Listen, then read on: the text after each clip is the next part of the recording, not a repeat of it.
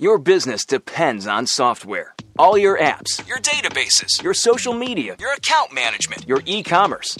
Everything you do in business relies on software. So the very last thing you need is a problem with it. New Relic's software analytics give you powerful, real-time insights into your software so you can spot problems and fix them before they become big business-stopping problems. Plus, you got web and mobile apps, right? Of course you do. You can't be in business today without a strong presence online. So let me ask you, do you have any clue how they're performing? With New Relic, you can stop wondering and start knowing how your apps are performing, because New Relic gives you full code-level visibility into their real-time performance. Give New Relic a try free for 30 days. Go to newrelic.com/radio. That's NEWRELIC.com/radio. newrelic.com/radio. Put your name on it. Just put your name on it. That's all I say. Be a man or a woman. Put your name on it. Well, I'd like to hear about it, potheads. How the fuck you gonna know how to be great if you don't study greatness? Look at the game change. Donuts. If you want a battle, it's either that you will or you won't. You know, you're not a bad-looking man, Mr. Gals. But you are, Blanche. You are in that chair. There's something wrong with us. Something very, very wrong with us. Hey, man!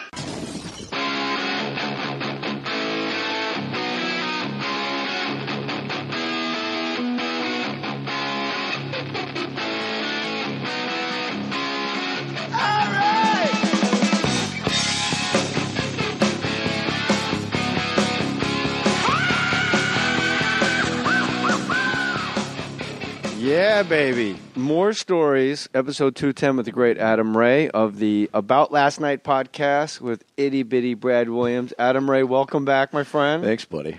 I'm always He's itty-bitty. That's a great way to describe him. He's wee. Yeah. You know Michael McDonald, we just had him on our show, who played my boss in the Heat, and he described Brad as, he goes, my new nickname for you is Packet. Packet? He goes, like your little packet, like a condiment for like a pizza or something. He goes, oh, he's a human packet. If you want, how funny is that? I'll never finish the whole human. Just give me a packet. AdamRayTV.com is his website, and also Adam Ray Comedy is where you catch him on Twitter. I'm at JMohr37. Matty Boy on the Wheels of Steel. He is at The Real Hey Matty. Hit me up. This episode of Mohr Stories, Adam Ray, what do you know about New Relic? For software analytics. That's up your alley. It's right up my alley. That was my first 4 years of community college. That's right. But now they put it to rest. Your business depends on software, all your apps, your databases, your social media, everything. So the last thing you need is a problem with it. New Relic's software analytics gives you powerful real-time insights into your software so you can spot problems and fix them before they become big problems. Check it out free for 30 days. Go to newrelic.com/radio, newrelic.com/radio, newrelic.com/radio. My man, Adam Ray. I got to say, I saw you in the movie The Heat with Melissa McCarthy and, of course, my old pal from Action, Sandy Bullock. Sandy Bullock, man. First day on the set, you had a rough day. Yeah. First day was, first of all, meeting that, I literally, I was working at Universal like 6 months prior to that. Doing Wolverine. Come on. Third string Wolverine. Third string Wolverine. And then, then I cut to that. And, the first day was getting my face shoved in her cleavage during the club scene. And she's game. She's down so for anything. Game. That wasn't planned or talked about. It was just like Paul was like, "There's going to be a lot of chaos going on." They put all these hot girls to dance upon me, from Melissa and Sandy to pull off me. Because you were like the mob boss in The Heat. Yeah, you did it. You were really good. Oh, thanks, I was man. like, because I'm like, oh, Bill Burr's in this, and I'm like, holy shit, Adam Ray's like the big honcho. He's the heavy. Yeah, thanks, man. And so they had to bug my phone at the club. They were trying to get info for me, and it was funny. I grew out that beard and my long hair because I thought I don't know if you ever. In my head, I was like, I'm going to give Paul some options, and he can maybe like shave into a goatee or like cut my hair into a weird thing. And I walked down there, and they're like, Paul, do you just want to take a look at Adam to see what? And he just goes, yeah, that's fine, whatever. And I was like, okay, cool, yeah, I grew this out for months. And so then we go back upstairs, and we're shooting this thing, and they're trying to bug my phone, and they put like 5 extras, like hot girls dancing on me. I don't know if you've shot like love scenes and stuff, yeah? Yeah. Dude, like, in my head, I'm like, all right, I'm professional. The camera's rolling. I can, like, fight this off. But, dude, some of these girls, I don't know if it was their mission to fucking just, like, get me hard as shit, but like a couple of them I had to like grab and like push off me because they were just dancing. Well, that worked with for a the purpose. character too, because your guy was so cool he couldn't be bothered. For sure. But I think they're really just trying to get Paul's attention. Yeah, for sure. To get a line. To get some lines, yeah. Sandra Bullock's game, when she was on Action, we had to film like a fake porno. Yeah. Where I had sex with her, and it's hilarious. I was just like, she wanted me to turn the lights off, and I'm like, no, I want to see every inch of your body, Sandra Bullock from Speed. And then I sold it, and then she like kicked the snot at. She like beat me up in the scene. She's fun. Yeah. Real fun. Game for whatever. I think that's, she is game for whatever. I've noticed recently, for some reason, she kind of sounds like, when she talks, she kind of sounds like she's deaf. A little bit of... I don't know what it is. Really? She almost like has like a deaf person voice. You didn't notice? No. A funny movie. Matty Boy's noticed. I've noticed. I think it's the volume. It's like she can't... Oh, come on, you guys. It's like she almost can't hear how loud she's speaking. Yeah, maybe that's it. Like how about the guy on the airplane? Whenever you fly to a gig, there's the guy in the seat next to you. He's got Beats by Dre headphones on. He's like, dude. Are you going to read your sports section of USA Today? You're like, whoa, easy there, headphone down a man. notch, man. Easy there. Hey, Sky Mall's actually a pretty good magazine if you take the time to leaf through it. Abominable snowman statue that plays Sinatra when you hug it. You're like, dude, fucking nobody wants Sorry that. you can only hear your voice through your jaw, but we're all hearing it out of your big, gaping mouth, you maniac. You fucking ass. If you want to see Adam Ray do live stand-up comedy, he's at Parlor Live in Seattle, New Year's Eve. Helium in Portland, January 2nd through 4th. And, of course, the About Last Night podcast, if you want to see me do live stand-up comedy. January 7th, I'll be at the Melrose Improv. That's Tuesday. And then that's only $20. Come down and see me, Melrose Improv. We'll get all the plugs out of the way so we can just rifle it out. And then also, Super Bowl week, I'm going to be at Gotham Comedy Club. And then I will be at Borgata in Atlantic City and Foxwoods up in the woods of Connecticut. Great place to hide a body up there at Foxwoods. I will be there in March. And all my dates are at jmohr.com. And all of Adam Ray's dates are at adamraytv.com. Got it. So, were you nervous for your first movie? Because I would definitely like that first day. Until I got to improvise something, I was not That was your first comfortable. movie? Yeah. That's incredible. That's good. That's good news. Because Yeah. you were great. No, because you were really good. Yeah. There was no, you didn't look uncomfortable or nothing. Oh, It was good. great. Yeah. I mean, the first day I for sure was. And then up until, like, my first real day, the club scene was, like, later in the day, but the first scene was holding the guns at Melissa and Sandy as they were peering around the corner. Yeah. So it was literally, like, no real, hey, how you doing? And just those lines. And then as soon as he said we could improvise, and I said some shit, and then they laughed, I was like, oh, okay. I think I'm supposed to be here, because up until that point, you're just like, it was a little too surreal and like, same thing like when you're at a new comedy club and you're trying to feel the room out and the stage. As soon as you get some laughs, you kind of like settle in, right? But a movie set's, you're right. A movie set's like another dimension. Yeah. Like you're sitting across from Melissa McCarthy and Sandra Bullock. Sure. And you have like such fear, like, do I ad lib? Are they going to be like, what is he doing? I don't want to ask too many questions because I don't want to seem like I haven't been here before, but I don't want to like not. But they made it real comfortable. Melissa McCarthy, I thought the movie started odd and clunky. They made a little too much. This is my review of The Heat. Yeah, please. A real review. I hate when movie reviewers are like, it literally blew me out the back of the theater. Come on. It's more than a movie. It's a miracle. It's unlike anything you've ever seen. Look, I've done acid. I've moved the stars around with my fingertips. Yeah. I doubt a space movie with her and George Clooney is going to be different than anything I've ever seen. Have you seen Chronicles of Narnia Stoned, by the way? You'll start crying as soon as that lion starts talking. Crying out of fear or happiness or joy? Or out of fear. I had to walk out of that theater when I saw that movie Stoned. Matty boy, you want to take this? Yeah, I don't know about fear. I enjoyed that movie Stoned. Maybe I was just too stoned. You know when I walked out of the theater, by the way, guess who was at the snack machine? Larry King with a little boy. I was high as balls. So was he.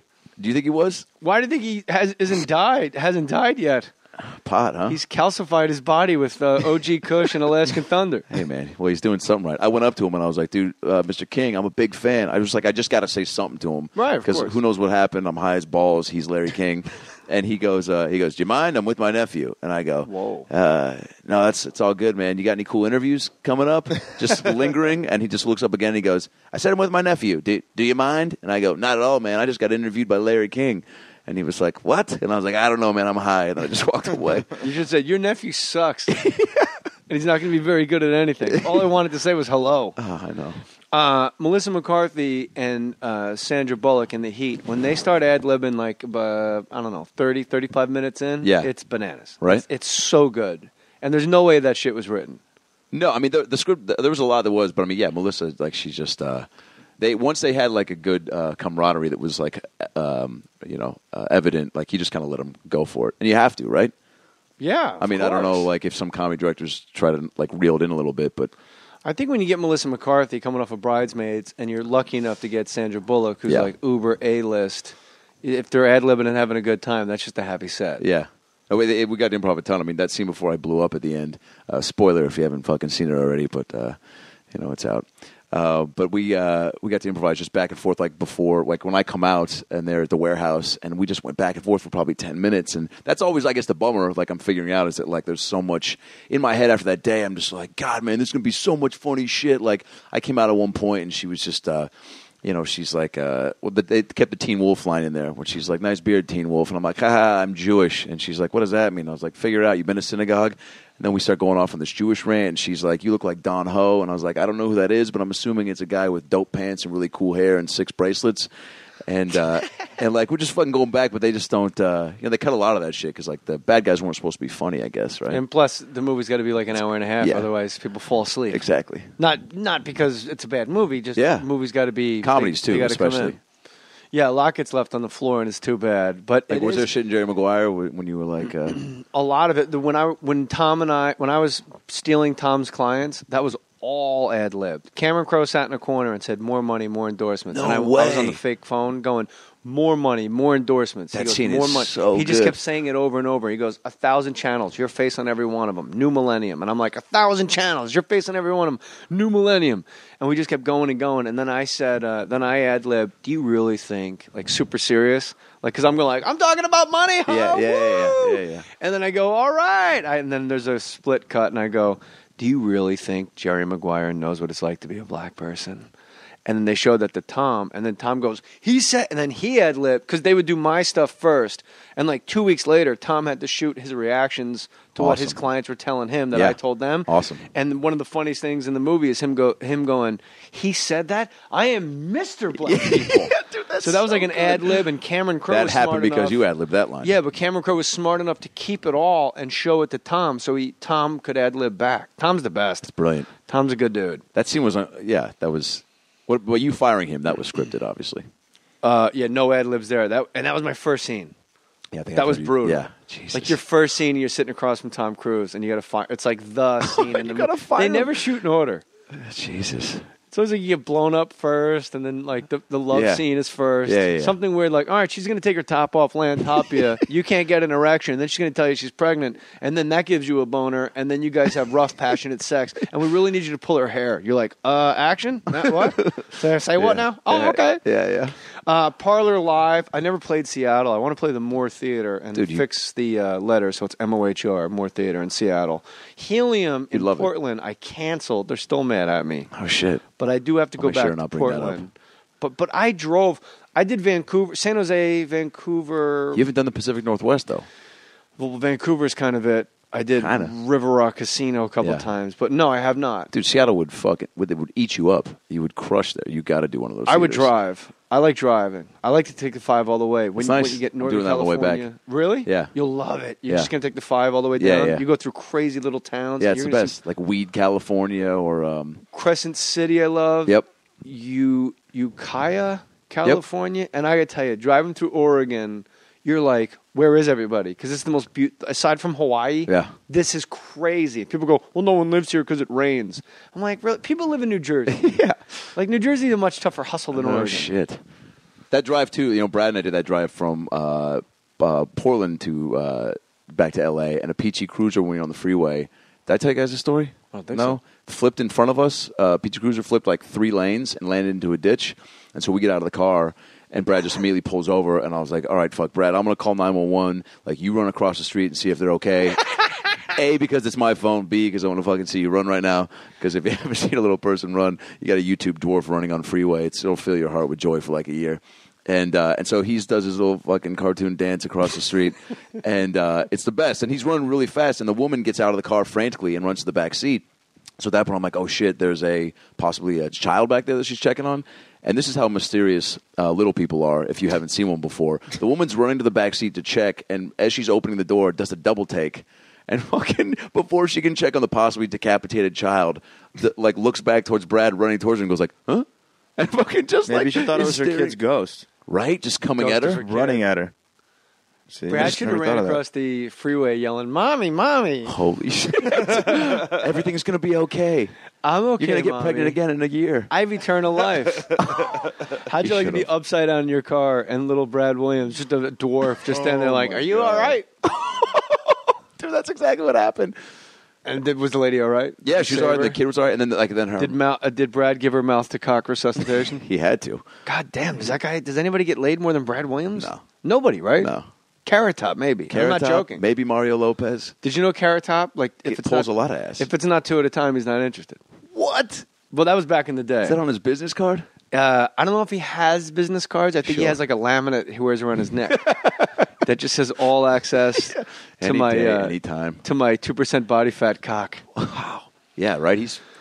You're flying up to Parlor Live, Seattle, and that's Yeah. New Year's Eve. That's exciting. New Year's Eve gigs are fun, but They the are fun. audience, it's almost like you got to tell the audience, I know there's 5 minutes left. Yeah, dude. Calm down. Well, some clubs want you to be on stage too. Like when I did it with Bobby Lee in San Jose, they wanted us on stage for a half hour before the countdown. So they put on like a live feed of like Kathy Griffin and Anderson Cooper doing it. So Bobby and I just like had them mute it and we dubbed their voices and like pretended to. Oh, that's funny. Yeah, because we had to do something because Bobby was like, I don't know what the fucking like just start telling stories. So I would go into the crowd and like start interviewing people and try to like do some man on the street shit. And I mean, it turned out all right, but no, I did New Year's at the Parlor 2 years ago, and I was still single, and which is the worst because the club owner was like, we want you and the other comics to be on stage to ring in the new year. And I'm like, yeah, that's fine. But the other comics were Tom Segura, Christina Pazitsky, a couple. So they're making out at New Year's. And then the host had his girl there, and I had nobody. And he's like, we should be on stage to ring in the new year. I go, yeah, that's great, man. But I got nobody to kiss. That's super fucking awkward. I don't want to be on stage. Like, that's a really vulnerable moment that I'd like to avoid. And he's like, no, it'll be great. I was like, I got nobody to kiss. He's like, you can kiss your hand. I was like, yeah, I probably will. And so then I'm out there, and dude, the countdown, it seemed forever. Like as soon as it started, like at 10, I started like freaking out. I'm like, how am I going to not seem super lonely in front of all these people? Like these strangers watching, because it's a really like, what do you do when everyone's like cheers and everyone's a couple there? So I started thinking through my head. I'm like, all right, I can, maybe I can just, start fist pumping really aggressively, or like fucking shimmying, and like just do like a mini dance party so that people are like, all right, that guy's got to fucking shake his thing. He doesn't have time to make out with somebody. Or maybe I can just stare at the couples and like support them and be like, yeah, more tongue and fucking, and fake jerk off to it or something. And I just froze, man. We're like 3, 2, 1. And I just started like fucking doing some version of the robot, and then like the lonely robot, and then high fiving people. Oh, it was awful. Why don't you just say, "I need someone to kiss. I need someone to kiss"? Well, there was one woman who was by herself there, but so who's more sad, you or that one woman? Her, because she's not getting paid. Yeah. And I'm on stage with the mic, being like celebrate, like just trying to. They weren't even playing that song. I was just like, act like you're too busy. You're yelling over Old Lang Syne to celebrate good times. It's a celebration for all the acquaintance. Come on. Yeah. Down. Yeah, I was feeling it.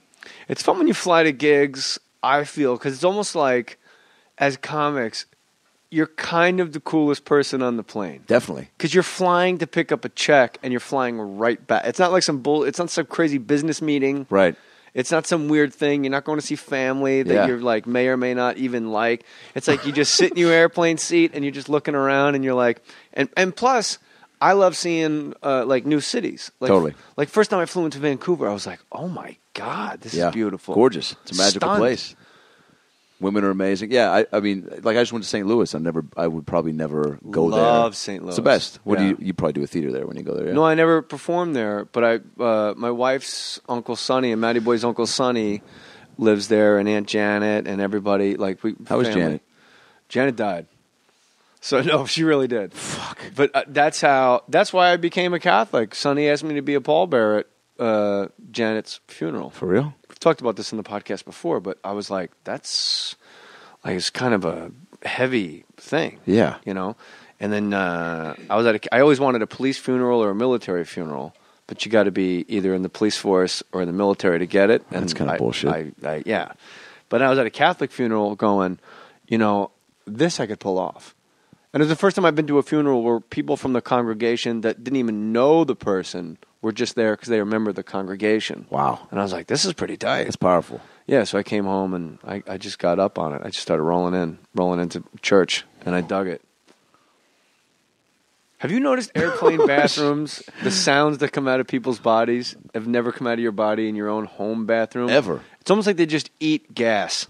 And then Wait, the sounds that happen while they're in the bathroom? Yeah, Or when they get out? you've never heard that anywhere else in nature. Why is ever. that? It must be just being up higher, your body's... Maybe they're all nervous and they drink coffee, like the person that brings the venti Starbucks coffee on the airplane. the I'm worst. like, don't you want to go to bed? Oh, God, I know What do you do? Who wants to be At jacked 5 up a.m.? over the ocean? I never tell. Or when people do, when I'm at the airport, like at 6 a.m. and I see people just chowing on McDonald's, I'm like that, or even like full burgers at like 6, 7 a.m. Yeah. You got to go bananas. I guess. Just get like 3 bananas, eat the bananas, a little bit of Gatorade, and just go to bed. Yeah, just maybe go to a Cliff bed. Bar. Just go to bed. What are you staying up for? I don't understand it either. People say, oh, can you sleep on an airplane? Not really. Why? I mean, if I'm dead tired, but I don't take like pills or anything. Please like that. don't wake my friend. He's dead tired. Why can't you sleep on planes? There's nothing else to do. Yeah, I don't know. I just if there's movies, I'll always watch. Like I was when I went to Montreal, I was dead tired, and I watched 42 though at like on a red eye. 42, and then I think they had Air Bud 7 and 8. And What's 42? Like, the Jackie Robinson movie. Oh, okay. Yeah. I thought it was the Mariano Rivera movie. Oof. That'll be out soon. Jeez, or the Kevin Willis story.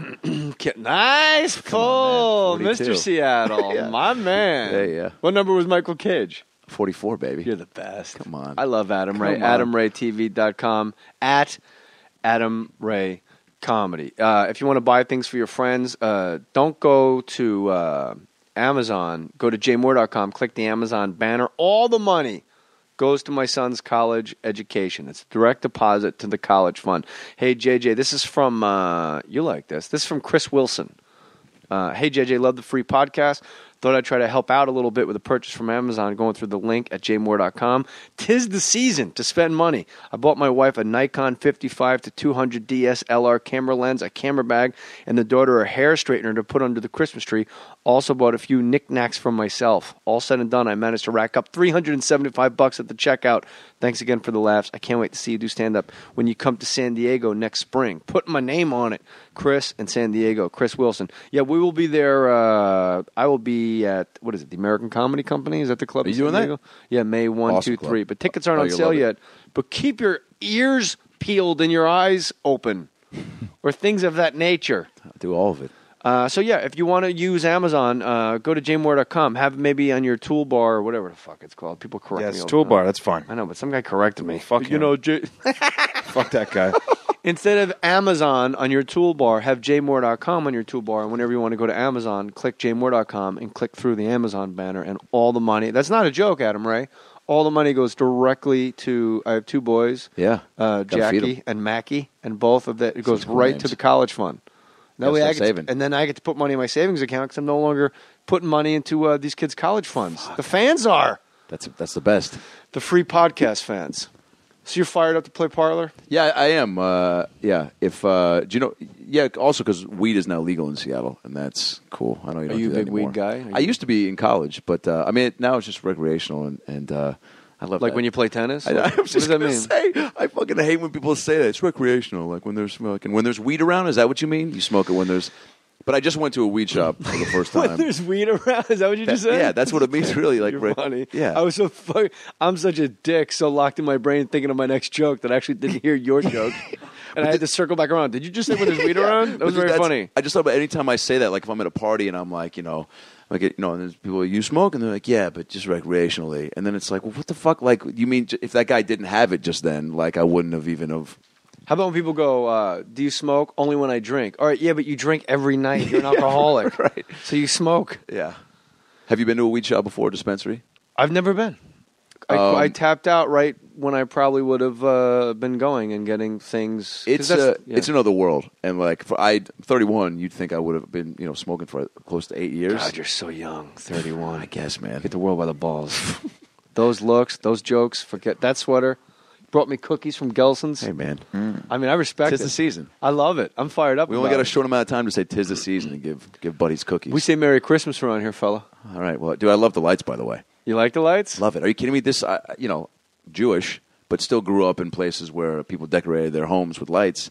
In and Seattle, it's just, that's just so they can see through the fog. Yeah. Also, where I live in Hollywood, it's like fucking Chase Bank and Quiznos aren't dressing themselves up with lights. I don't live in a residential area like this, so it's awesome to see. Pay a guy. You got to the Christmas music. You go do a gig, and I was in Vegas doing the NASCAR awards, and I'm like, okay, when I'm gone, I need this amount of money, this amount of lights, and I don't want any Mishigash or Hazarai with the lights. Speaking your language. Thank you. Come home. Place looks like a fucking riverboat gambling casino with Santa on top. 2 Santas. There's one over here. Two Santas. There's this Santa on the side deflated, so I'm going to call the guy back and see if I can get a couple $100 back. Be like, Fuck yo, yeah, you man. are. Santa ran out of gas. What's up? Or see if you can get him throwing some reindeer or something to replace it. Well, we got reindeer over here, and the timer's off. The timer's off. That's the thing. That's the bane of living in Pacific Palisades. Everything's set to a timer. There's no complaints because you live by the ocean. It's beautiful. The sun's out all the time. Your neighbors are like Perry Farrell and Kevin Nealon. Like Henry Winkler and Tony Danza. Right around the corner. Everybody's here. Sugar Ray Leonard lives down the street. And then literally, like, you come home, all the Christmas lights are on. You're like, why isn't the fucking reindeer lit up with the rest of the house? You gotta find something to be upset about, right? Huh? You gotta find something to be upset about out here. Yeah, I don't really care, though. As long as the reindeer is visible in the daylight to my 2.5-year-old son who freaks out. I love it. I thought about doing a Tony Danza Christmas album. What do you think? You support that idea? Yeah, because I've been meaning to do an impersonation Christmas album. You for sure should do it. I've been trying to do on The Tonight Show, and I've been running it by Tracy Fiss, the producer of The Tonight Show that always handles my pre-interviews. And she's one of the greatest people in show business that have ever lived. I said, I want to do Walking in a Winter Wonderland, but I want a duet. Walking in a Winter. But I want Christopher Walken and Tracy Morgan to do the duet. That's the best. But dressed in plain clothes. Yeah. And just go off the rails. Wait, you're just dressed in plain clothes and you're doing It's everything. just I walk out in a suit and I go, sleigh bells ring. Are you listening? I'm listening, Chris. Walking in a winter wonderland. That's when you get pregnant when there's snow on the ground. It's a rite of passage. That's the best. Yeah, he's right. It's a winter wonderland. Yeah, so you have to change the lyrics a little bit. I only did that because I really don't know the lyrics. But that's what would be my take with Danza. So it'd be like, Silent Night, Judith Light, just Samantha, Jonathan, blue vans pull up to your house. That's shady, or let me vacuum, Ramona. Yeah. I saw Melissa Milano at the NASCAR Awards. She was one of the presenters. She was very nice. She's tiny. She seems the best. In height. Best. Yeah. She was an itty bitty. Seems like she had a baby and said, I don't really give a shit. Oh, no. Jesus. You just read that on her face? No, I read it on her gut. She's very nice. Yeah, I'm sure she is. And you're like, oh, wow, it's Melissa Milano. Whatever her name is. And then, what's her name? Milano? Alyssa Milano. And then she sat in like a director's chair and was like, somebody's not wearing Spanx. Jesus Christ. Whoa. That's a tight red satin dress. Too soon. Too soon. Is that Braille? Jesus Christ. No, she was delightful. Yeah. I'm of course talking about Danica Patrick. She was the real blob. Yeah. All right, so you go to a pot dispensary. Yeah. I've been, smoking for about 8 years. You'd think I would have frequented one at this point, but I just have always been around people that have had it, and I didn't even get a card because I thought once I had a card, I was going to, get more all the time.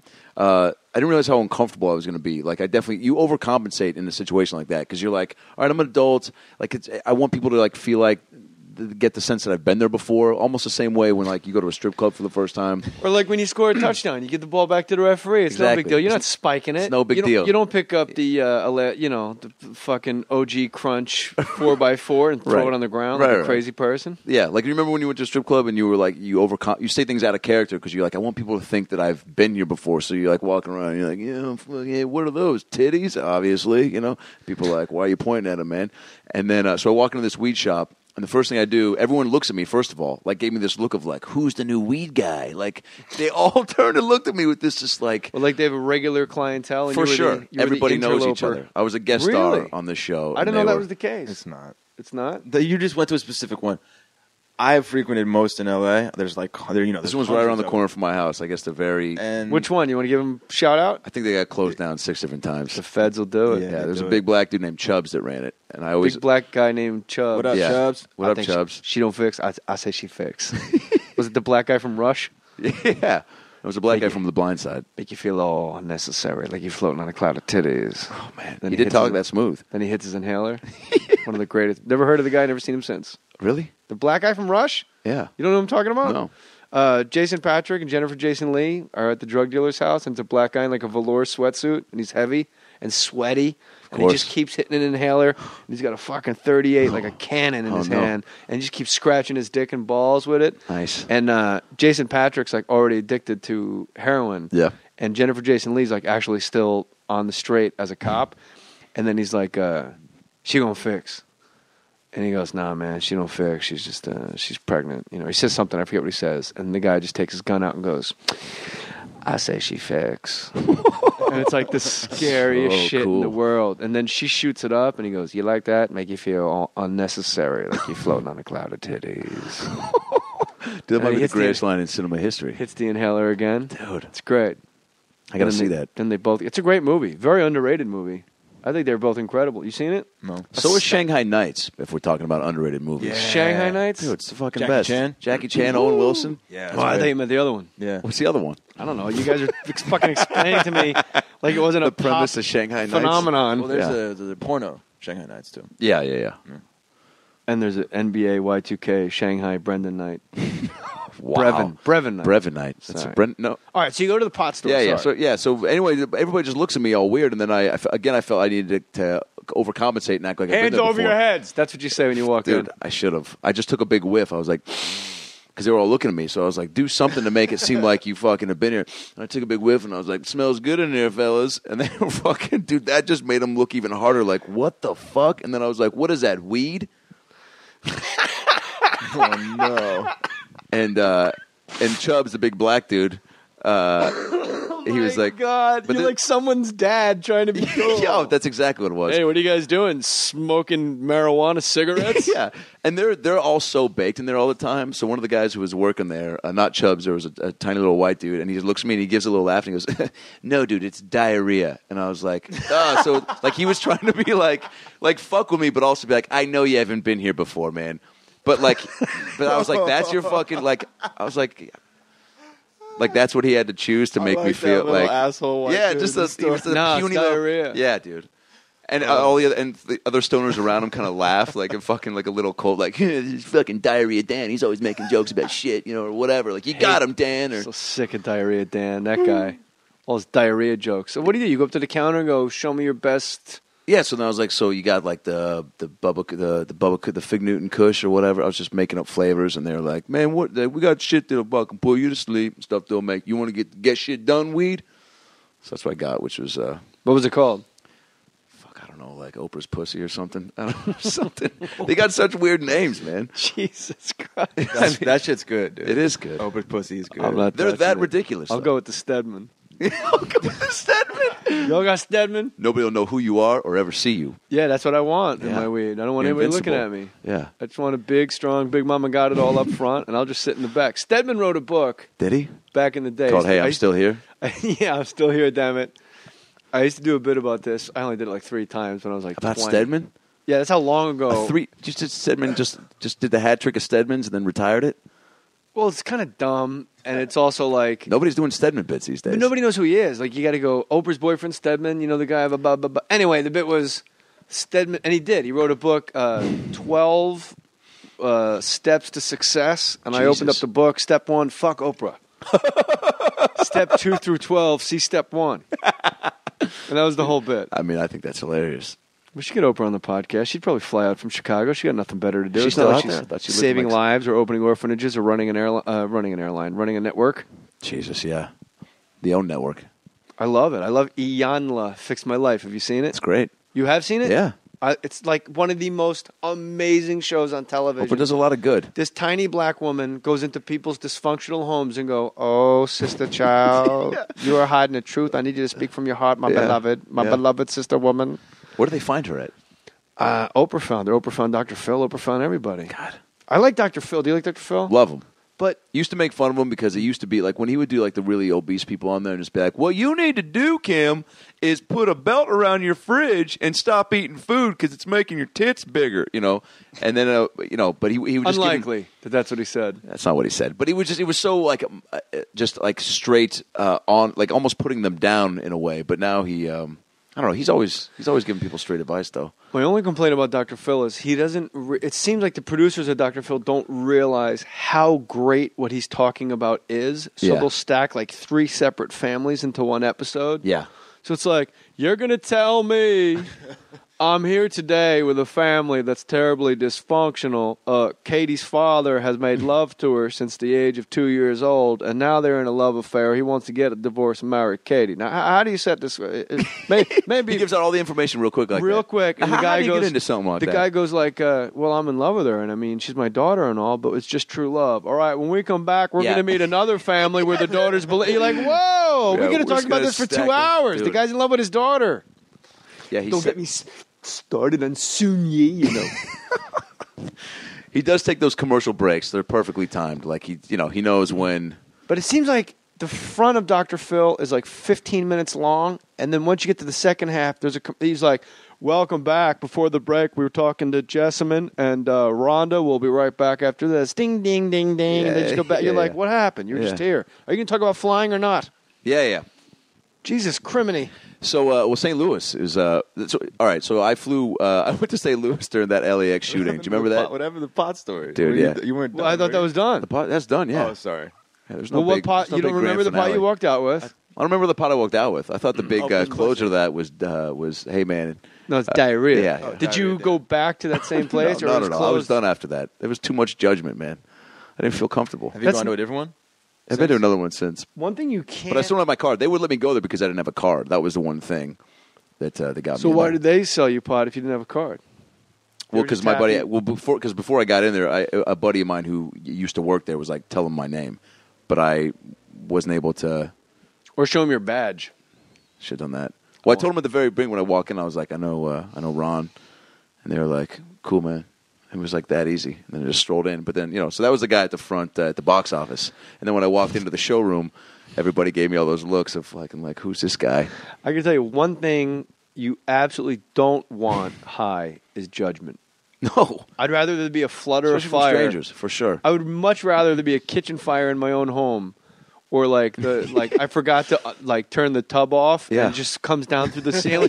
I'd rather that happen high because I can go into fix mode for sure and just go to Norris Hardware. I need a bunch of fans, I need a bunch of towels. We're gonna mop it up. We're gonna do this. But when you're high and people are judging you, and That's then the you worst. start thinking, are they really judging me, or am I so fucking high? I think they're I'm over. Yeah, for sure. The best thing for that is the smartphone. Because now you can stand in the corner and just look at your smartphone and just be fucking nobody's blazed. going to touch you. And they're just like, oh, he's emailing, he's got shit to do, he's texting emails, people. yeah. With those old flip phones, when you're getting stoned and you feel like people are watching you, checking your beeper. There's not shit you can do. You're just fucking looking That's at why it. sporting events are great stone, because people start, you think best. people are like, hey, what's up? And you just come on, come on, let's go. Yeah. You start yelling at the court. Yeah. Or you fall around those. Come on, Cayman, box out. Even a caveman can do it. Yeah, you're heckling the wrong players, too. You're always going after, the bench guys. Hey, Walter McCarty, you think you're going to get in the game? Yeah. Anthony Peeler would have hit that shot. Yeah. Where's Cedric Sabalas at? You're no Ronnie Cycli, Cayman. Yeah, you ain't no Ronnie Cycli. You know what you need to do? Get a time machine, go to Syracuse. You stink, Cayman. Where is Chris Cayman? He's on the Lakers. Jesus. Coming off the bench. Those guys are in trouble. You flew recently, I understand. I went to St. Louis. Let's make believe I'm Byron Allen. That's a great story about being stoned in the iPhones. Yeah. I understand you've been doing some flying lately. Yeah, I did, Jay. Man, planes, they're getting bigger, man. The plane, you notice how big the planes are gone? I mean, when I first started comedy, There was 2 planes. there was wheels on the wings. That bit's probably out there somewhere. Well, it is now. In the ether. When I went to St. Louis, the shooting had happened at LAX, right? So I got... that day you flew out? Yeah. Well, I was supposed to fly out. So I got rerouted. I had to rush to... went to Orange County and flew out there. John Wayne Airport. Oh, dude, the best. It was actually pretty easy to maneuver through. Really? Yeah. There's only 6 terminals, 1 Starbucks. That's all you need in life, man. Come on, 6 man. terminals and a Starbucks. Get me on the plane. So now you're the guy on the plane with the Starbucks. Yeah. And so I then I have to stop in Phoenix, and we get delayed there. Anyway, I get to St. Louis with like 20 minutes before the show had already. I was supposed to go on at like 8:40. It's like 9 o'clock, right? So I'm already going to be a little late, but they're like, all right, we'll stretch it, whatever. I get in the cab. I'm like, hey, man, get to the St. Louis Funny Bone ASAP. He goes, great. Yes. Where is that? And I was like, dude, I got in your cab. Like, you live here, right? Like, you should know. And then he was like, oh, yes, just tell me. So I started looking up on my iPhone, but it's about to die, so we're trying to get there. And then I was like, he's like, so you're going to a comedy club? You tell jokes? I was like, yeah, man. Yeah, are we getting close? He's like, jokes, great. Hey, so what kind of jokes? Like, funny ones? And at that point, I was like, all right, I'm not going to fucking get there. Like, this is God's way of telling me. I get a great joke. A Syrian man doesn't know how to get to a comedy club. Get it? Pedal to the metal. Dude, Balal. Dude, it's been, I mean, dude. Did you get there on time? Barely, yeah. Walked right up on stage. There was a guy hammered in the front row, and who I was coming off so much adrenaline of like 2 planes and running and from the cab and the shooting and everything, Jesus. and like watching all the coverage all day, and then like and then walk right on stage, and there's a guy in the corner just shit faced, and so I immediately just launched into handling him for about 15 minutes, and then he ends up getting kicked out. The staff just ended up pulling him out.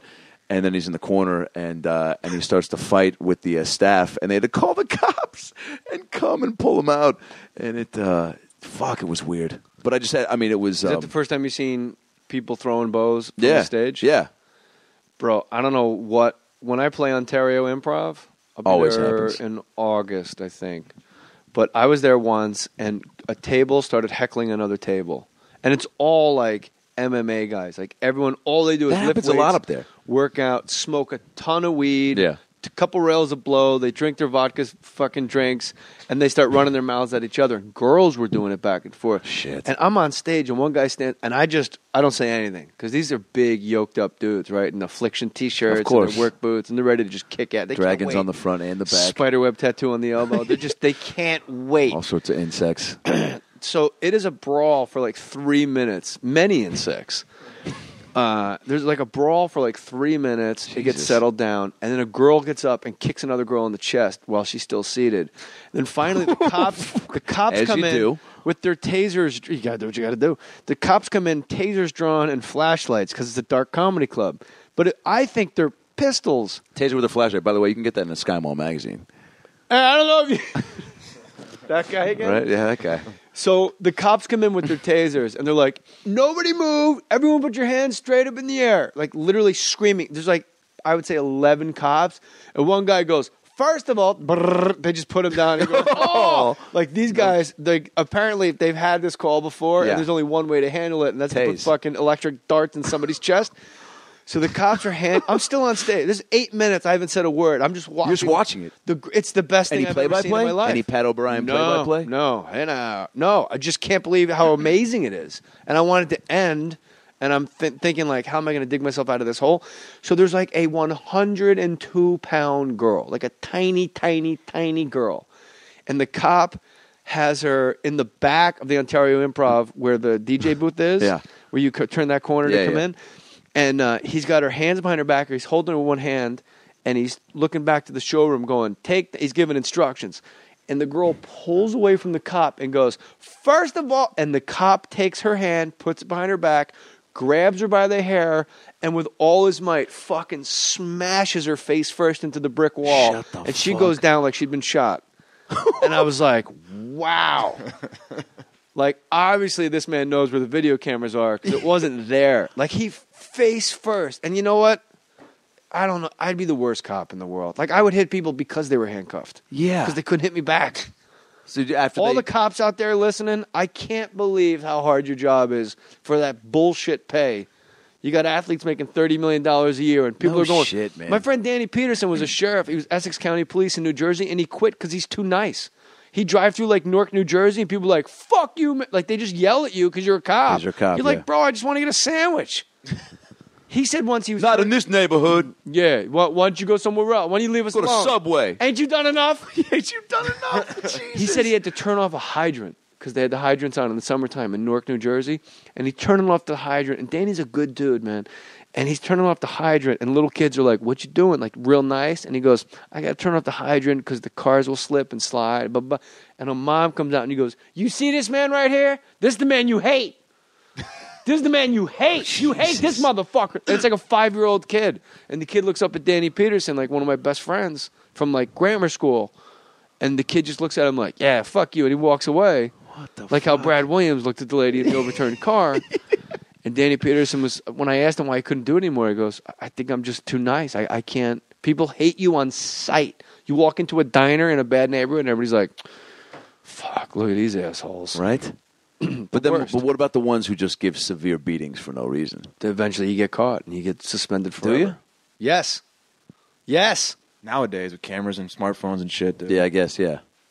I just saw on the, sorry to interrupt you. I just saw on my AOL screen, cop does, it's a cop giving a homeless guy the sweatshirt off of his back. Awesome. Like someone caught it on a camera phone. And posted that. Yeah, and it's like this viral video, like it's just a cop doing a random good deed. So if that's making it, if you're just going to smash a chick face first into a brick wall. Jesus. Every time I get pulled over, or used to get pulled over, I would turn on my recorder on my phone and record the audio just in case. Like, I mean, just in passing. If I get pulled over and a cop pulls me over, the first thing I do is reach for my iPhone, I turn on the voice memo, and I record the entire conversation. And then you hit the wrong button, and it's I Like Sex Daily on Twitter. Yeah. Pictures of people bawling. Bestiality, and I'm There's nothing wrong with that. No. And he's like, "What's that on your phone?" Still fighting that. Smells like weed in here, and you go, "Actually, it's diarrhea." Sounds like a kid, like a fucking out of like a kid joke book. So St. Louis was good. It was good. You know, I have a quick. There's a homeless. Do you guys have homeless guys in the Palisades? Not at all. No. You don't deal with that out here. Come on. Santa Monica, yeah. La Brea and Melrose, where I do laundry at the laundromat. I know you don't have to do that. You got a nice house with the machines here. Probably. Kid O'Callaghan was behind me. He does it. Does he really? Yeah. Good for that guy. He's my houseboy. I was wondering what he was up to. No, he lives behind my house. He washes your jean shorts for you? Yeah. Nice. And my flip-flops together because I like my flip-flops crisp. So I go to this laundromat, right? And you have, like, at any laundromat, I think you have your general cast of characters that you don't know, but you know them because you see them there all the time, right? Like there's the older Eastern European guy at this place with like an unidentifiable accent who's always asking questions to people that like nobody's equipped to answer. Like he'll just be like, "Hey, there's a machine? Does the machine does it take a? Can you put macaroni inside?" You're like, "What the fuck are you talking about? You can't put macaroni and cheese in the dryer if that's what you're asking." And there's always this like young, cute couple that's there. It's like 2 years into being married. They're making all sorts of adorable mistakes all the time. Like, I just overhear her being like, "Oh my God, babe, I just realized we put the darks in with the lights. Like, what am I doing?" And he's like, "Let's make out in front of everybody."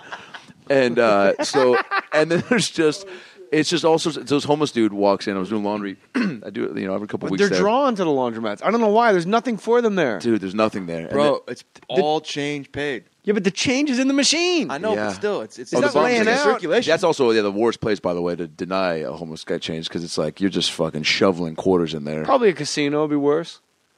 Touche. 99-cent store?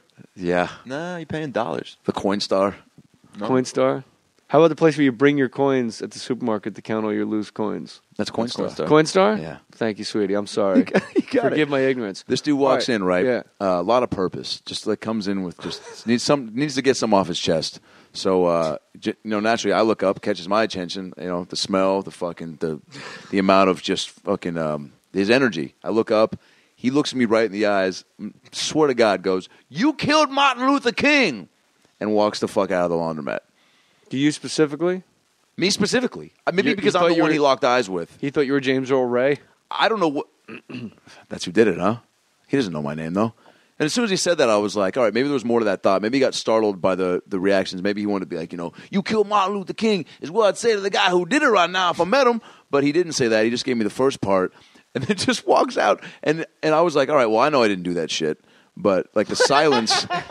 So, like, I'm pretty sure. Yeah, I wasn't born yet. That piece of information. But I did just smoke some Oprah's pussy. Yeah, some Oprah's pussy. I did just smoke Oprah's pussy. Who knows what I'm capable of right now. I don't know what I or did. in the past. And I'm holding a rifle with a scope, and somehow I'm in Memphis. I don't know what the fuck is going on But in dude, when Fairfax. he left, and the silence that like followed, like in the laundromat, like Let's let's stop making out. No, nobody gave me a reassuring that guy was fucking crazy, huh? Like He's only doing whites. Yeah, he's only doing whites. Yeah. He did kill him. So then I spoke up. Like there was just the silence amongst the laundry situation. So and people were kind of folding and looking at me weird after he said that, and I was like, "Fucking!" And then I was like, "You guys like no, I didn't do that shit." Like fucking and No, one you guy, didn't. yes, I did, man. 2 weeks ago, man. You killed and this guy. He wasn't like a normal. You ever watch that documentary Grizzly Man? Yes. You know how that I don't know if it's going to tie together, but like the guy, the bear who killed that guy was a bear he hadn't seen before, right? He hung out in that same patch of woods for like 20 years with all those bears, and the one who killed him he hadn't seen. This homeless guy, there's like 10 that hang around that laundromat. This was like if there was a reality show called like I don't know like Trash Can Pillow, and there was a whole cast of bums. This guy showed up. Nobody had seen him before. He was like he'd be like a guest star. He showed up, and so. He'd be like Joe Namath on the Brady Bunch. Yeah, he was a Joe Namath. Yeah, but so I did. That's why when he walked in too, I kind of caught my eyes. I was like, "Oh shit, I haven't seen this guy around here before." And then he just delivered that piece of information. You killed Martin Luther King. We learned a lot tonight. That's how rumors get started, by the way. People don't fact check people. That's why people even still give me looks of like, the fuck, like nobody fact checks. Stop walking around with a rifle with a scope. All right. Here's the thing too. Laundromats. My whole life, I've heard like, I can't wait to get this washer and dryer. Like, I understand if you have to do all your family's laundry at the laundromat. Because this is the one thing I learned when I lived on my own, and my son, my oldest boy, was like 2. Yeah. And I was alone with him for a little while. It's just me and him. Laundry never stops. It never. Right. I don't know if you guys know this, but you wear clothes every day. Yeah. And it's a little boy and a grown man. You get smelly, you sweaty, you go to the beach, and it never fucking ends. So with that said, I can now understand if it was like a family of 4 and I had to do the laundry every 2 days. Oh, Jesus. Otherwise, it becomes a mountain. Yeah. You're like, you can't take it. But I like, if I'm on the road someplace and I need laundry done, it's like really nice. I like it. I really like it. You get the hotel service to do it for you? I can do that, but it is some places where the hotel, when you're at like a 4-point Sheraton or something, where they're like, look, we gave you the free bag of coffee in the room. Don't break our balls with the laundry. Oh, shit. Also, there's a USA Today in the lobby if you want to read it. What do you want me to do? Press your fucking What do you want, the Wi-Fi password now, too? Oh, Mr. Corporate Gig, want the Wi-Fi password. It'll cost you. Yeah. Look, did you self-park? Because we don't have LA. Yeah. So, yeah, but I have been on the road, do my own laundry, and I'm like, I don't know. It's also like so expensive. They'll charge you like it's like $1,000 to get like 6 pair of jean At shorts hotels, and yeah, a mesh crazy. jersey. You're like, can you wash my Alonzo Mourning Charlotte Hornets jersey? They're like, yeah, it's going to cost you 32, number 32? 33. Dadgummit. It is amazing though when you stay like there are some Nobody's hotels, been more upset about screwing that number up, by the way, than you just now. It's truly it's probably not even him. He doesn't care about anything. When you Kidneys. stay at a hotel where they actually do your laundry and it's back the same day, Yeah. it is like you are the king of the world. It's the best. You're at like the St. Regis Hotel in New York. Speaking of, So where are you headed? I'm going to be at Gotham Comedy Club January 31st through February 1st. One of my favorite Gotham. clubs in the country. I love it too. God, the you Mazzilli probably- brothers, you they run a murdered tight there. ship. Yeah. It's run by mob cops, Is it really? allegedly. Maybe I shouldn't have said that on the pod. No, keep it in. I break their balls all the time. People come filthy. out to see you hard in New York? Is that like a- Gotham, I draw real well, and then let's just stick to Gotham. Gotham, Tuesday, January 7th. I'm at the Melrose Improv in Hollywood, so everybody come on out. And don't forget to get your Mohr Stories and your J Mohr Sports T-shirts at jmohr.com. And if you wear one of my shirts to my shows, that's cool. However, I think Adam Ray will back me on this. Yeah. Nothing cooler than wearing one of my T-shirts to someone else's show. Fuck yeah. Front row at some the dick best. headliner, and Oh, you're just yeah. sitting there in the front row with a Warrior T-shirt on. Like, Sure.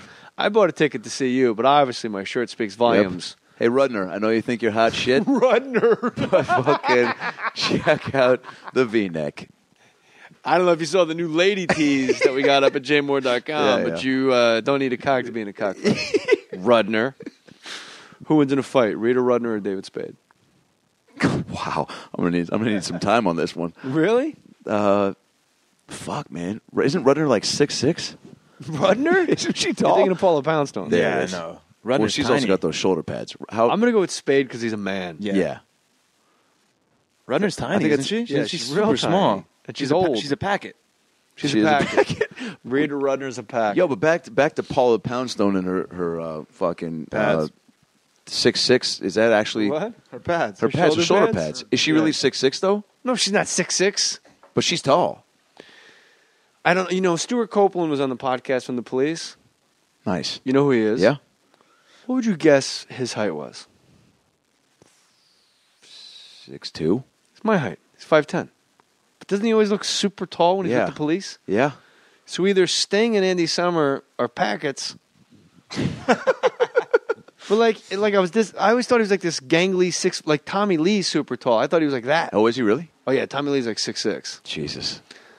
What's it like to be that tall? Maybe we should ask Rebecca Lobo. Let's call her up. Text the Lobes. Lobes. JJ. Who would win in a fight, Rebecca Lobo or Lisa Loeb? Oh, Rebecca Lobo. Yeah, for World sure. class athlete. Yeah. Yukon Husky. Lady Husky. Lady Husky. Isn't that weird in college athletics when they just put lady in front of the mascot? For sure. So like the Yukon Huskies, which is supposed to be a type of like wolf dog. Yeah. Sled dog. Man, so Wolf dog. It's a wolf dog of sorts. And then you get a bunch of girls out there that are already self-conscious about their weight, like, please welcome the Lady Husky. Oh, yeah. And you're like, what? I don't want to be a Lady Orange.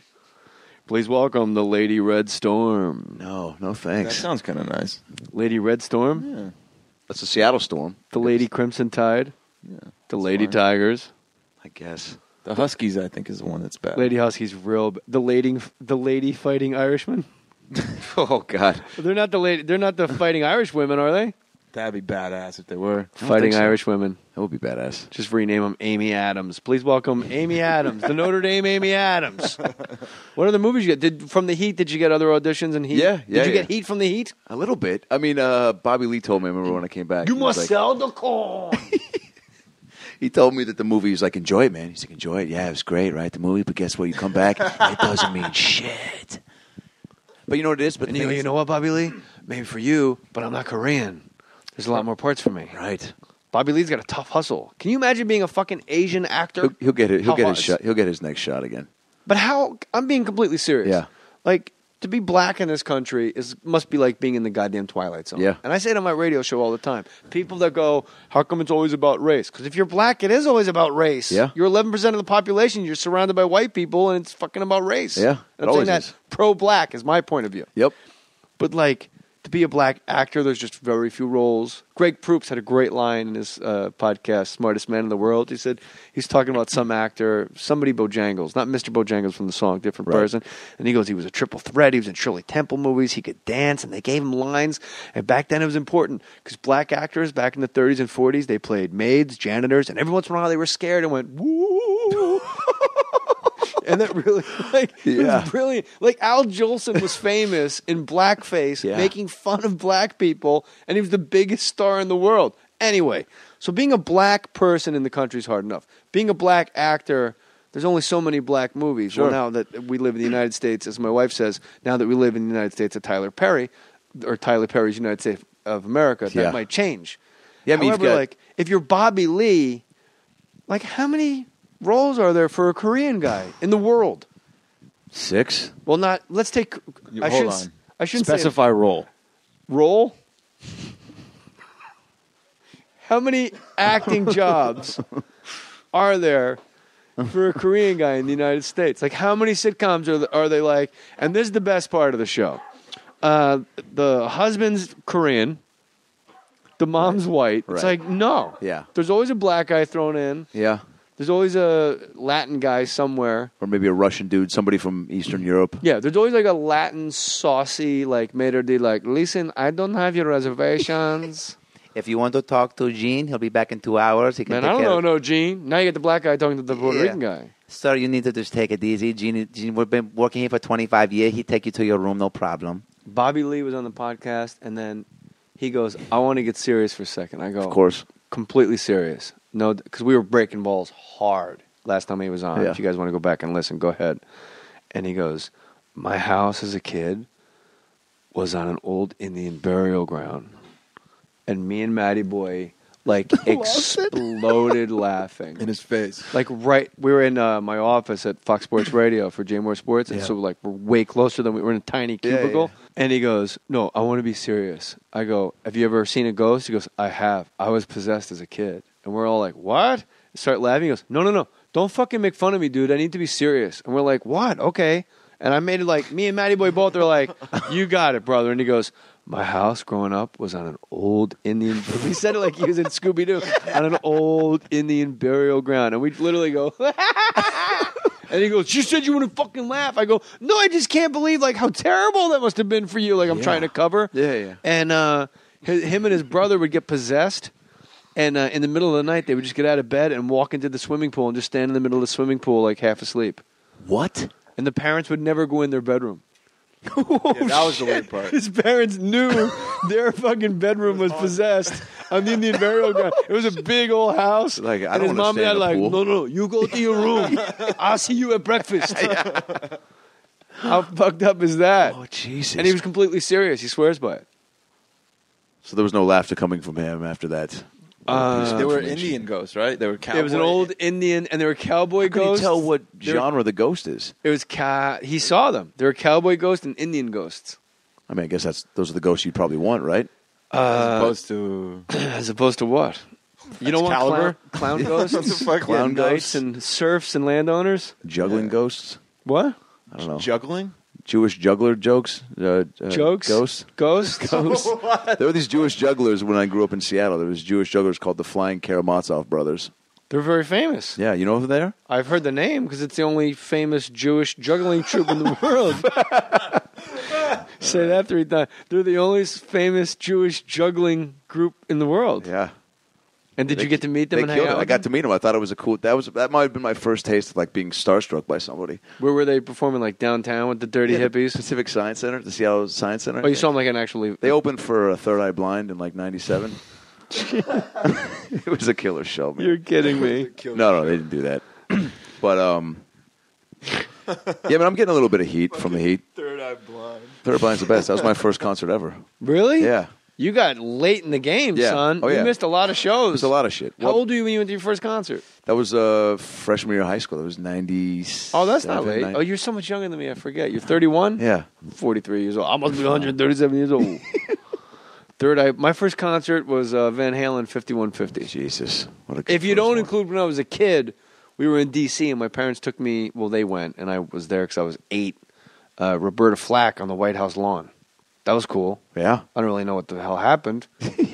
But 5150, and then right after that, like the week later, I was on a roll. I saw George Thorogood and the Destroyers. Wow. And we puked a lot in that concert. Yeah. You don't see shows much anymore, do you? Every now and then? No, even if like my friend, like Steve Gorman of the Black Crowes, like, hey man, we're in town 2 nights. I'm like, yeah, I'm thinking of going down to Brea, just checking out a tell. So I don't know if I'm going to make the Black Crowes. Yes. Because going to, huh? But you've seen them, so. Yeah, but you can never see the Black Crowes enough. Yeah. They're too great. I've And seen Jane's that. Addiction were here, and it just got right past me. And I got invited to their Hollywood Walk of Star, their Hollywood Jesus. Star Walk of Fame. No, Walk of Star was right. Walk of Star? Their Hollywood Walk. They got a Hollywood Walk of Star. That shit's crazy. Yo, Hollywood Boulevard is fucking bananas. Have you been out there recently? Ugh. It's Oh, fucking... you Wolverines it out there? Did you I was Wolverines it? Wolverine's on. it's on. So you never freelance. Studios. You never freelance Wolverine. You never They take the locked me into costume a and hit the contract. streets. It's the studios now. So you got to put the Wolverine I had to hang it up. costume- He had to drop it off at the costume shop Wow. before he left. They've always got that bum Wolverine on Hollywood Boulevard. He's the worst. He's like man. He's got like 400 peanut pounds. butter on his sneakers. He's Yeah. fighting Marilyn Monroe over turkey jerky, and they're having some fight about It's rough. That's a tough go. Who's the best guy out there on Hollywood Boulevard that dresses up like somebody? Superman's pretty cool. Superman's pretty cool, but he's been there a while, so he Yeah. knows. Probably the Johnny Depp Pirates of the Caribbean. Probably gets the He is most. great. He's always, because he's got the voice down too. He's like, Yeah. no, you can take a picture for me, but it's going to cost you a little bit of money, or a pirate, or a bottle of vodka, and he's That's got the he's voice doing down. mescaline all day. Yeah, he's fucked up on acid or something. What a great job if you did acid and like you dress up like Superman and you're on Hollywood Boulevard and you convince yourself you're Superman. Tourists come up to you and ask for your autograph and you look over and there's your friend SpongeBob. Dude, that's what it was like working at Universal. I mean, you felt like you were on drugs every day. Like you'd see like Marilyn Monroe, Shrek, and fucking Curious George all on a trolley together, fucking dancing to ooh ee ooh ah ah ching ching walla walla bang bang, and you're just like, what the fuck am I Wait, doing Curious with my life? George? How do you yeah. play Curious George? Is it a big giant suit or is it an actual That's a little monkey? person. It's a monkey. Yeah, A little person in a monkey suit? yeah, and Or a little person SpongeBob. that looks like a monkey. Yeah, A really hairy monkey. You get like a little, you get like a little Forrest Griffin, like Forrest Griffin was a midget, because Forrest Griffin looks exactly like Curious George. Does he? Yes. Go to the YouTube channel, Fake Mustache Studios. Done. YouTube.com/Fake Mustache Studios. You can see me take a liver shot from Forrest Griffin. He looks exactly like Curious George. That's awesome. Amazingly so. That's awesome. You'll love it. Gotham Comedy Club, January 31st, February 1st. South Point Casino in Las Vegas, January 24th, 25th, 26th. That's where I'll be. And also here in L.A., January 7th. That's a Tuesday night. School night. Let's party, y'all. That's only a $20 show. I'll do well over an hour. You can get all the merch that if you want to support the podcast, get a Mohr Stories t-shirt. We got the Star Wars logo one. We got new lady tees. We got one that says my other ride is a mustache with a mustache across your boobs and the font on the back. We have you don't have to have a cock to be in a cockfight. We got the helmet. We got the Warriors. We got a lot of good merch for sale for you guys at jmohr.com. All my stand-up dates are there. And I'm at jmohr37. And my friend Adam Ray, AdamRayTV.com is his website. Parlor Live New Year's Eve, Helium in Portland, January 2nd through 4th. Going to be a lot of weed smoking those 2 weeks. Just a little bit. And About Last Night podcast and aboutlastnightpodcast.com with our dear friend, The Packet. The Packet. Brad Williams. It's a great nickname, right? Nothing's better than you calling 911 and sending a midget across a freeway to help an overturned It's the best. That's the best day of her life because her kid was alive and she got to meet. She adopted Brad. Yeah. She adopted. You can adopt a kid that cooks and drives. You're way ahead of the curve. Yeah. Do you want kids? Yeah, I mean, I have nieces. I have twin girls. They're 4. I hate when people say that. But I'm just saying, like, I don't have kids, but I have 3 nieces, so I know exactly what you're going through. No, I don't know what you get to give them back at the end of the day. I don't know what you're going through at all, but I'm just saying I, like, have so much love for them. I don't know how I could love. Also, the dad's, absent, so I feel even more. Aww. And that's why I go back to Seattle as much as I can. And they fucking adore me. And I mean, because I'm like, I get super involved. I work with kids my whole life, and obviously even the Universal stuff. As much as you joke, like some of those kids, man, fucking like would break down crying because they were, and so you just get really, you'd really try to like make moments with them. But my nieces are so cool, and I try to go back a lot, and so they make me want my own. But like I have so much. I don't know, love for them. I don't know how I could do it for my own, but my sister says it's different when they're You don't even know what love is. You have no concept of love until you have a child. Like, you don't even... It's like when Dorothy opens the door and goes from black and white to Technicolor. Yeah. Like, it's that. Like, how do you explain color TV to somebody if you've never had color TV? Yeah. I guess you could look out your window because it's a color world, so it's a terrible analogy. Yeah. But it's like explaining colors to somebody that's blind. Helen Keller. Yeah. No. Helen Keller. Yeah. What? Yeah, right? That's Helen Keller. Yeah, but why'd that make you laugh so hard? It's pretty right down the middle. It's like in a batting practice fastball. Fucking Helen Keller. You know what I like about the Helen Keller joke? Timely. Yeah. It is timely. It's topical, man. Here's what sucks, though, about, like, I do... That's not the reason I stopped myself. I second-guessed it and thought I said Anne Frank. That's why. Wow. You did. What did you think he said? Made me feel First great. Anne Frank, Helen Keller slip up in years. I want kids, but like also seeing like a lot of my friends are having kids, which I wish was happening before Facebook. I don't know if you're dealing with this at all, but like the amount of like, man, the comments and shit on people's photos and like sending like the belly photos. There's so many like updates. You can't just be like congratulations. Now it's like fuck, belly photo, and then 2 days later, another belly photo. They're like, give me some more comments, man. And my friend's wife gave me shit for not commenting on a photo of her sonogram on Facebook. She's like, I know you saw it in your news feed. I know it was like, I know you saw it there. You couldn't put a like or a smiley face. I was like, what the fuck am I going to put a little picture of a sonogram? Nice gut. You fucking. I hope it doesn't look like that on the way out. Like, yum. I didn't know. Like, what's that? Yum. Yeah, dude, something. Are you filming Alien? Because that looks like a weird troll inside of you, lady. Oh, that's hot.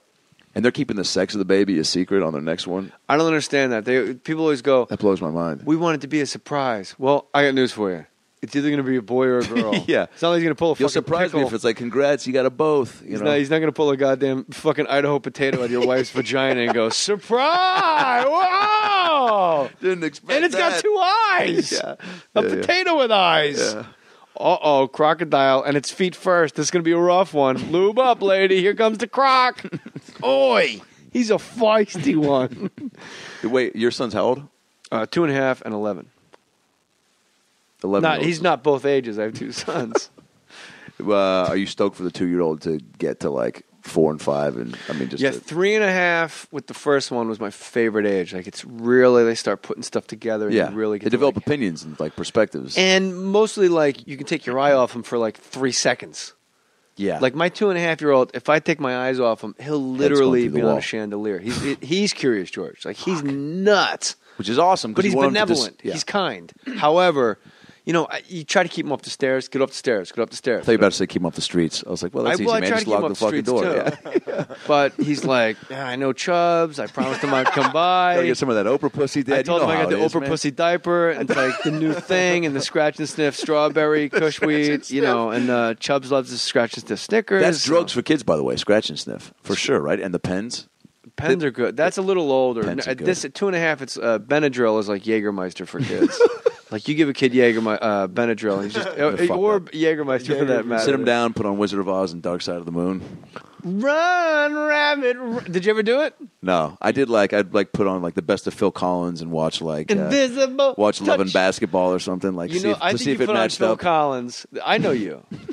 You got old VHS tapes of Supersonics with the Glove, Gary Payton, the Rain Man, Sean Kemp, Michael Cage. You got the whole crew. And put on some and you some put Jodeci. on the best of Phil Collins, and you see if it syncs up in any Something way. happened on the way to heaven. Studio. And then when it doesn't sync up, you put on a different game. Yeah. Wow. But you've never done the old Pink Floyd Dark Side of the Moon, no Wizard of Oz thing? No. Have you done it? Yeah. I've heard it's pretty mind-blowing. I wasn't very impressed by it. Well, because it doesn't sync up, for starters. Right. But what does sync up, this is what's great. I was super fucking baked, and I'm like, I'm doing it. Enough's enough. And you do it, and when there's the rah, all the screaming and shit, and the lady just goes off on her tangent, that's during the crazy tornado. The tornado, yeah. So, but only for like a little while, and you go, oh, and then you start thinking like, am I 6 seconds behind or ahead? Because maybe it does sync up, because this is like pandemonium. It doesn't really sync up, but you are watching it with the sound off, which is kind of fascinating anyway. Sure. But the moment she opens the door in Munchkinland, it's a black and white movie. The moment it goes to color, doom, doom, money, with all that fucking green, and their little heads sticking up. It's a crime. And you're like, oh my God. Just you describing that's fucking it's just weird, and it's everything's so green. Oh yeah. Oh, that bullshit. And like someone peeks up behind her and ducks back down. Oh, yeah. So it was worth it for that. Jesus. And you were just on the Oprah pussy? You weren't on anything else? I never smoked Oprah pussy. It was really a lifelong of bubblegum kush, OG kush. Yeah. But I wrote Gasping for Airtime. I wrote exclusively on Alaskan Lights and Northern Thunder. Listening to Siamese Dream over and over and over again. Shit. By Smashing Pumpkins. And The Plan by Built to Spill, like on a loop. Those were the songs. I would listen to the bands that were on SNL while I was writing about SNL because it just took me right back. Was that Siamese Dream, Smashing Pumpkins was like, and the words like freak out, give in, it doesn't matter what you believe in, be somebody's fool this year. Like it all played into the narrative of the book. Yeah. You're big on lyrics with songs, yeah? I make him crazy. I'm a bit of a lyric. I wish I was better, man. I can't. What do you want to know? I just listen to melodies. Like Bone Thugs and Harmony Crossroads is one of my favorite songs. I couldn't tell you fucking two lyrics no one of that can song. because they're fucking idiots. I mean, like Living in a Faithful World, I think that's part of it. Have you seen Bone Thugs live? In a minute. Yeah, they're How about music? Wait, hold on. Not rap. How about like songs with lyrics? You guys sit here and tell me Bone Thugs isn't music? Bro, you liked fucking Bone Thugs live? Yeah. It's terrible. They're not even harmonizing. Like 10 years ago. Yeah. Yeah. They're awful. Yeah, it was fucking. It was 10 years ago. Ugh. I was disappointed because I was a Bone Thugs fan, and when I saw them live, I'm like, oh, these fucking assholes. Yeah, I mean, they didn't bring it. It's all studio work. Yeah. Like, it's hard. Hip hop's very hard live, and you got to. I will say. Tell it to Tracy Chapman. I got to Tracy Murray. I got to lean. I got to go more towards East Coast because East Coast is about like setting it live, battle rap style. Yeah. So like, and I know you're sick of me bringing up KRS-One, but like KRS-One, I see at a place called Wetlands down in kind of like Soho West Village. Yeah. And you just get weed. It was this amazing club. Everything was blacklit. There's all these like secret rooms and fucking secret shit everywhere. That makes the club cool, I guess. It was amazing. Yeah, the ambiance. And then Spin Doctors would play there like all the time when they were hot. Little Miss. Right when they broke. And then KRS-One would come down And it'd be like KRS-One and Jamal Ski, like this dance hall reggae guy, and like Groovers in the Heart. D-Light would come by and like do a couple songs. And KRS-One would just like annihilate the place. And like Public Enemy, like just some hip-hop, and you see it live, you're like, whoa. Yeah. It's when there's singing involved. It's when they have to sing a chorus and like actually change the inflection of their voice. Yeah. And there's no studio behind them, and there's no post-production, and there's no producer to say, let's redo that take and clip it together, and it's just him out there going, yeah, you really in the club, yeah, baby, rub in the club. You're like, this fucking jerk. You're better off just seeing Gangstar with the guy barely audibly going, eeny, meeny, miny, mo, I rip a mic like a pimp hits hose. Like you can't go wrong, unless Adam Ray goes on stage and says, I'm Wolverine. Dude, you know when I was Wolverine, I almost killed Diane Keaton. What? Yeah. She lives down the street? Does she really? I'll show you her house right afterwards. Dude, I can't. I got a baby sleeping upstairs. That'd be negligent parent. Let's get out of here. He'll be all right. Toughen him up. It's called Ferberizing. Yeah. Leave the baby alone in the room for a little while, you know? All right. Is that Colin? You should throw him in the Christmas Alternative song Lifestyle Droopy Dog. Yeah, what do you think it was? What Christmas song could he sing as a part of the album? How should I know? I didn't write it. How about the 12 days of... How about the 12 days of Adam Ray? A long story about flying to St. Louis that wound up... He tells me over the phone, I had this great bit about flying. The whole bit revolves around him inside a taxi cab.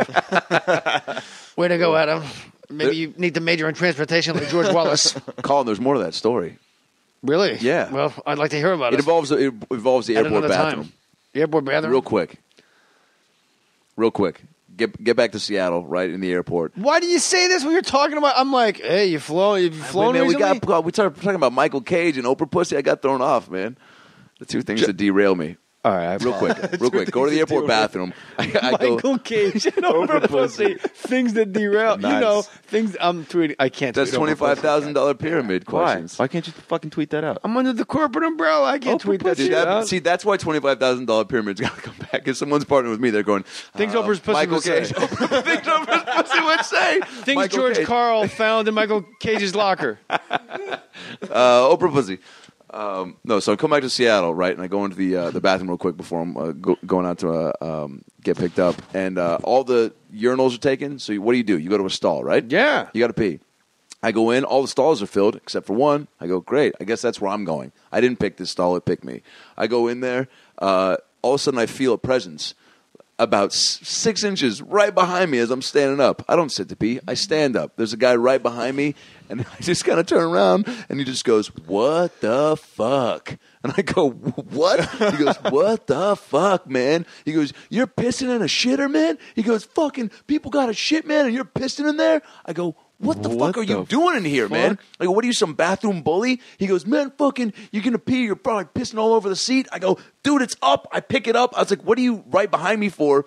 He's like, dude, this is fucking great, man. Fucking great. People like you is what's fucked up with the world, man. Goes, and again, it hasn't left the stall yet. He's right behind me. He's like, pissing in a shitter, man. Are you peeing? Is it coming out of your penis? Peeing. Is it what? Is it pee coming out of your penis? Yes. That's strong bladder, bro. Yeah, I mean, it's stop and starting because, like, I wouldn't be able to keep that out. He can't pee if I'm anywhere near him. Dude. And I'm tonguing his balls, jacking him. I'm like, come on. That's going to derail anybody. Oh, shit. Really? What if that's the... All right, so what happens to the guy? This is a great story. Yeah, so right behind me, and I was like, dude, you got to get out of here. And he just stood there and he was like, fucking... And he went on this... He was using me as an example, I guess, to explain. Cause then he said, you shot Martin Luther King Jr., man. Wow. And then somebody in the corner goes, yeah, it's diarrhea. Boom. No. But so then he walked out, and then I saw him as we walked down the escalator. And I was like, that was fucking great, man, to come in there and just, what are you, like the bathroom police? Do you do that to wherever you go? He's like, pissing in a shitter, man. He wouldn't even, like, get back to me. What kind of, was he like a hippie? Was he like... Oh, dude, he's a short... He looked like a guy who goes to a sports bar, says he's going to go meet up with some buddies, but then they had plans, so he goes, well, I'm going to stay by myself and finish off this pony keg and probably have a couple shots of Patron. So he had how old? 30s? He had a Miller High Life hat on and like a jacket that was too small for him. Pissing in the shitter, bro. Like you're Pissing in the shitter was his. Like you're a tough guy and you're in really good shape. I'm surprised you didn't just fucking drop. I guess in an airport. No, hey, fucking, I'm also not a dude. I can't fuck around in an airport. Pick your battles, dude. Motherfucker comes in a bathroom stall. Yeah, dude. He's got some tricks up his sleeve. No, you've got clearance to turn around and fucking lay him out. Do you? I guess I do. Or come. Because that's personal space. Or glory hole right there. Or come in the his guy face. follows you into a stall and goes, "You got to be kidding me, man!" You just unzip and go, "No, I ain't." Put it in. Nothing funny here, handsome. You picked the stall. Now something that rhymes with stall. It's coming right at They you. do the crime, do the time. Yeah. They couldn't get anything to help. That's the thing too with the airports. How are paparazzi allowed in the airports? Like, how is it not when Russell Brand was with Katy Perry and there was hundreds of paparazzi chasing him and Katy Perry through LAX, and then he hits a camera out of the guy's hand because he took a picture up her skirt of her vagina. Jesus, for and real? And then he gets sued and has to pay the guy like $30,000 for like, he hurt my hand and he broke my camera. Like, you're running through LAX like a mob of people. Pink was just at Malibu Country Mart changing her daughter's diaper, and the paparazzi guy came and took a picture of her.